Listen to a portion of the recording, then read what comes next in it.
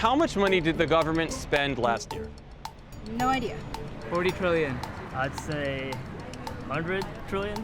I would say it's probably somewhere in the 5 trillions. I'm not sure where though. How much money did the government borrow last year? Couldn't tell you, but too much. How much is our national debt?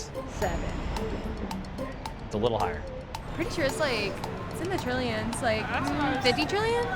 It's, is it somewhere in the 25 trillion or is it more than that?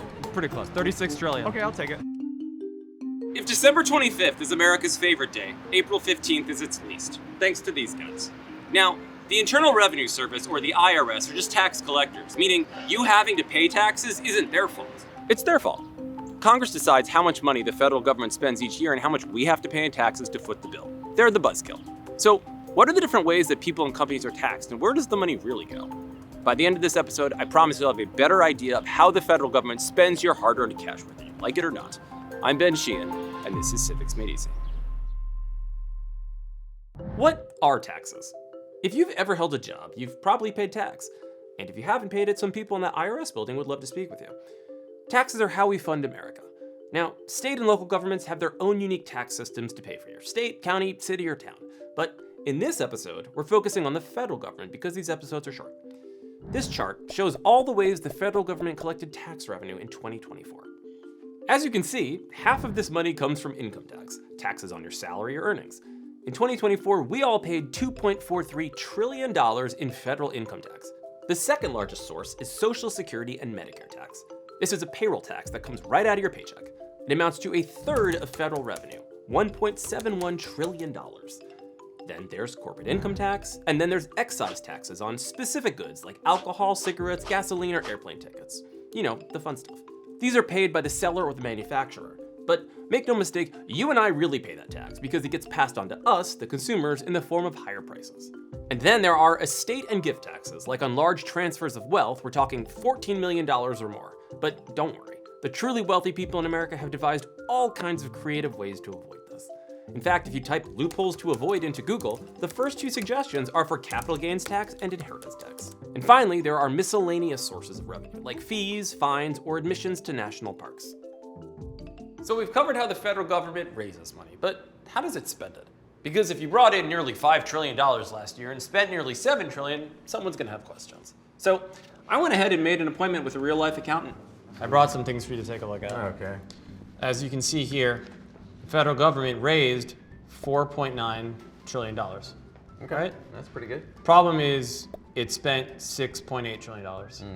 And it borrowed close to $1.9 trillion. That's not so good. What do you think about that? It seems like we're headed towards trouble. Well, can I do an exercise with you real quick? Sure, yeah, So, absolutely. okay, let's just take these numbers, Okay. divide them by 100 million, Okay. and pretend they're my numbers, and I'm a client of yours, and I'm going Okay. to have you All do right. my I like taxes. that. I Okay. like that. So last year I made $49,200. Okay. Right? I spent $67,960. Okay. I borrowed close to $19,000. Right. Okay, and I'm $362,000 in debt and climbing. Oof. How would you say I'm doing?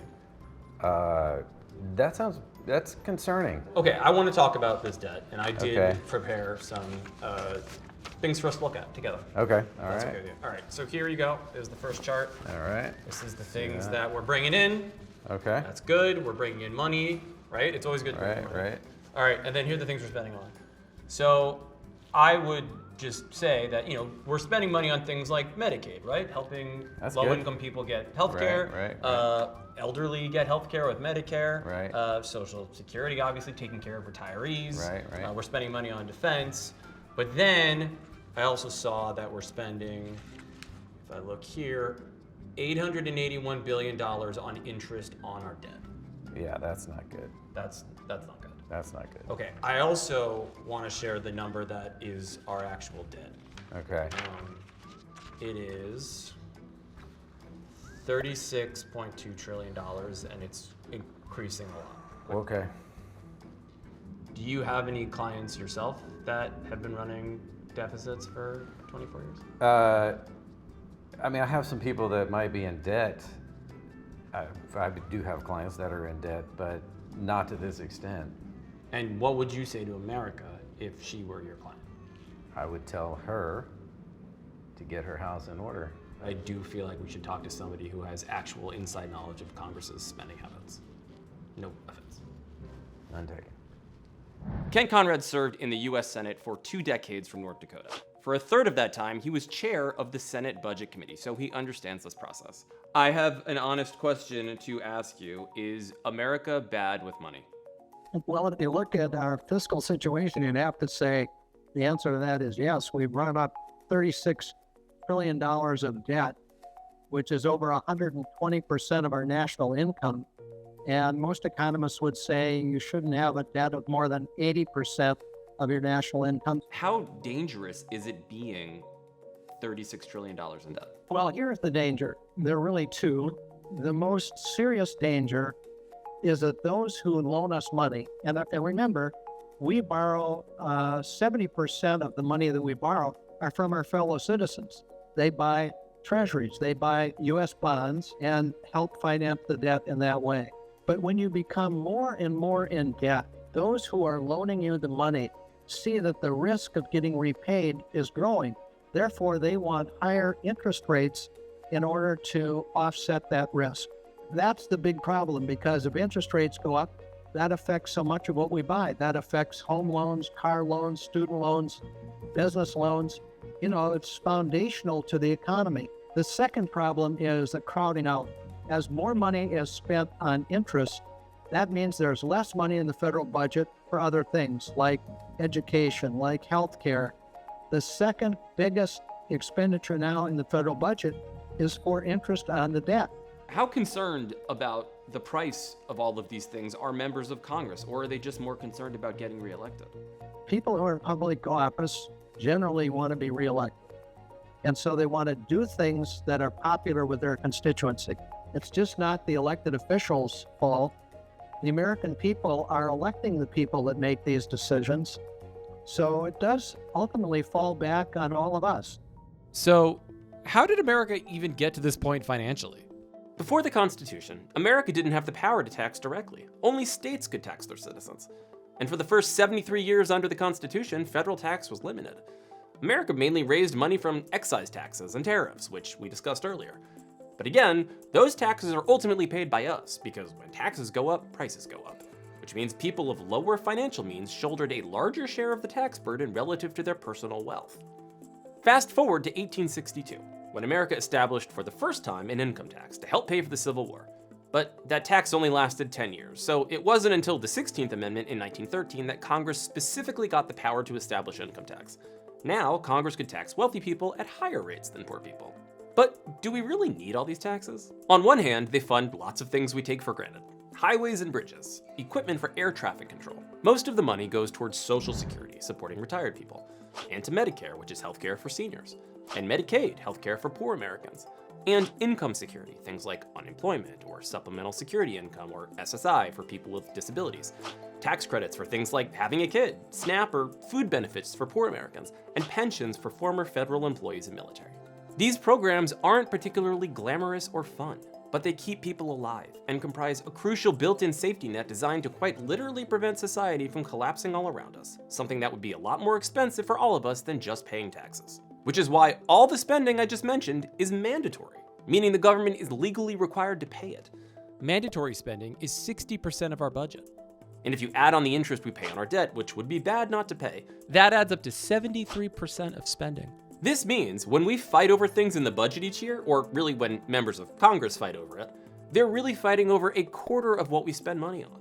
And since defense rarely gets cut, we're really just talking about non-defense, non-mandatory stuff, which is 14% of the budget. It's like they're going out to a fancy dinner, ordering steaks, lobsters, and caviar, and then when the bill comes, there's a screaming match over who got soda. Many people think the US is spending too much money. Our national debt is now more than $37 trillion. A decade ago, it was half that, and today it's 4 times the size it was in 2007. Now, we've gone through periods where our debt has grown higher percentage-wise.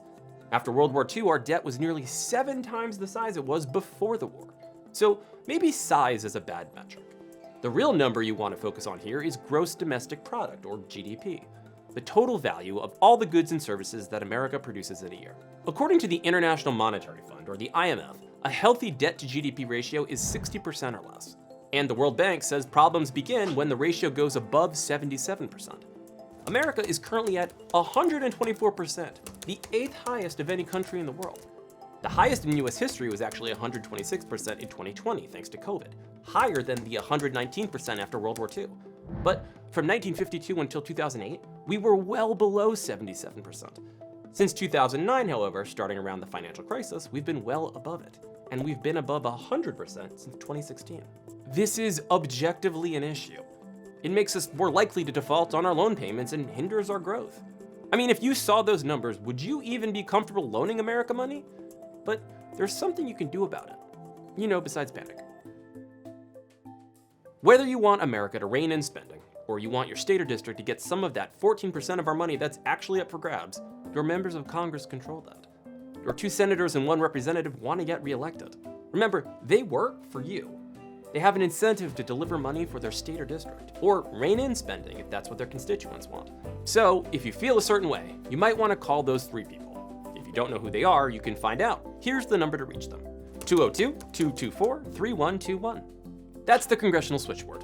Call as often as you want, but I advise against calling more than once a day per member of Congress, so at most 3 calls a day. Any more than that, and you're just wasting time and resources, which you should try to avoid because, after all, it's your money. I'm Ben Sheehan, and I hope you learned something.